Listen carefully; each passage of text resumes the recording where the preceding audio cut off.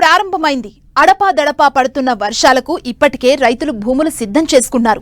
విత్తనాలు, ఎరువులను సమకూర్చుకున్నారు. అయితే మెట్ట, మాగాణుల్లో పంటలు సాగు చేసేటప్పుడు రైతులు ఎలాంటి పంటలను ఎంచుకోవాలి, సాగులో ఎలాంటి మెలకువలు తీసుకుంటే పెట్టుబడులు తగ్గి అధిక దిగుబడులు సాధించవచ్చో రైతులకు తెలియచేస్తున్నారు వరంగల్ ప్రాంతీయ వ్యవసాయ పరిశోధనా స్థానం ఏడీఆర్ డాక్టర్ ఉమారెడ్డి.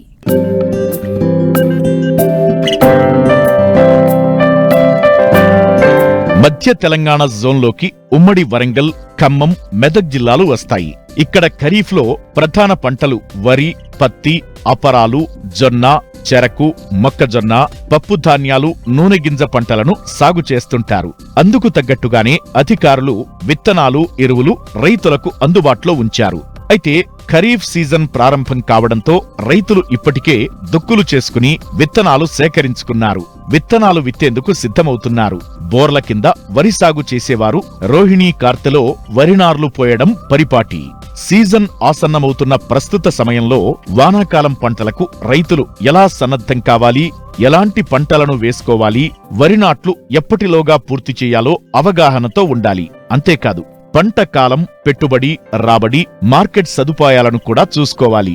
ఈ విషయాలన్నీ పరిగణలోకి తీసుకుని ఏ పంట సాగు చేస్తే అధిక నికర ఆదాయం పొందగలమో రైతులకు తెలియజేస్తున్నారు వరంగల్ ప్రాంతీయ వ్యవసాయ పరిశోధనా స్థానం ఏడీఆర్ డాక్టర్ ఉమారెడ్డి.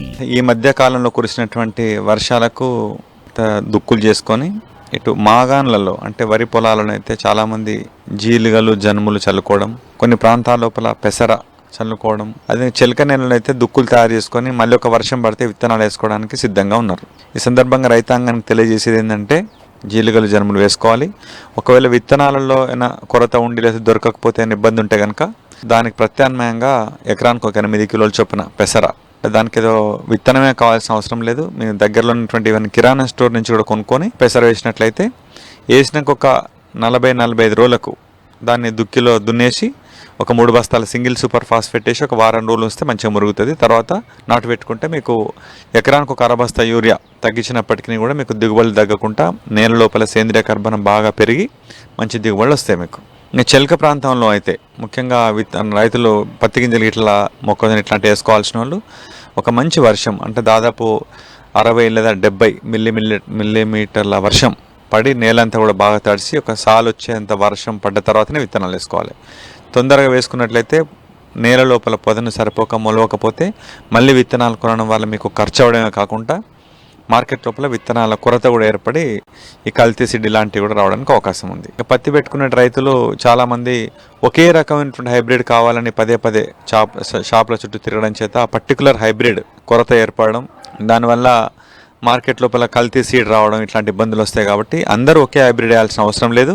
దాదాపు మార్కెట్లో ఉన్నటువంటి ఒక 20-25 హైబ్రిడ్స్ కొంచెం కుడి ఎడమగా అన్నీ ఒకే రకంగా ఉంటాయి.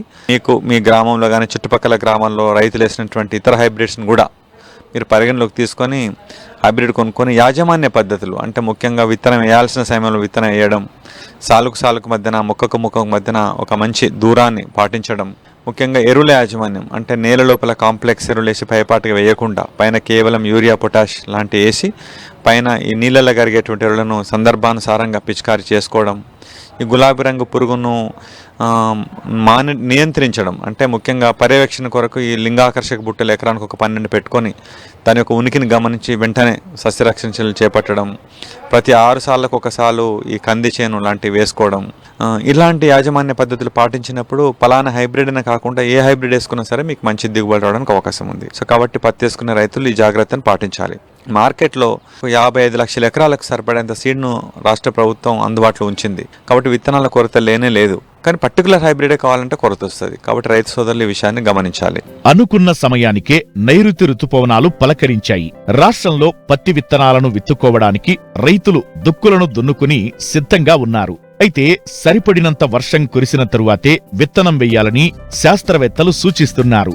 మరోవైపు పత్తిని సాగు చేసే రైతులు అంతర పంటలను సాగు చేయాలని, ప్రత్యామ్నాయంగా కందిని సాగు చేస్తే తక్కువ పెట్టుబడితో అధిక లాభాలను పొందవచ్చని సూచిస్తున్నారు.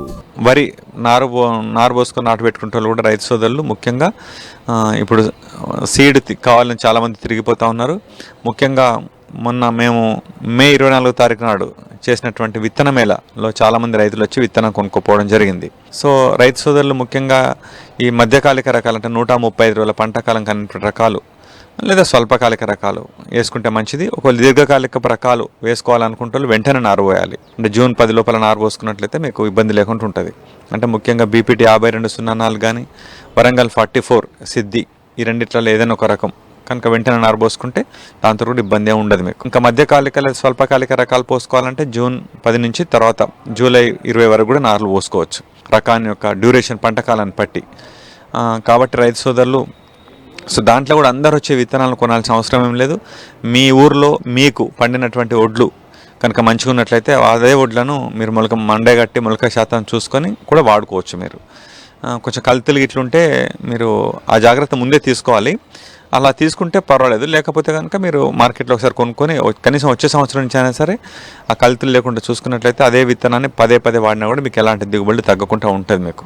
సో ముఖ్యంగా వరి వేసేటువంటి రైతులు కూడా తప్పనిసరిగా వరి కంటే ముందు పచ్చి రొట్టెలు సాగు చేయాలి. పచ్చి రొట్టెలు వేసినాక 40 రోజుల తర్వాతనే నాటు పెట్టుకోవాలి.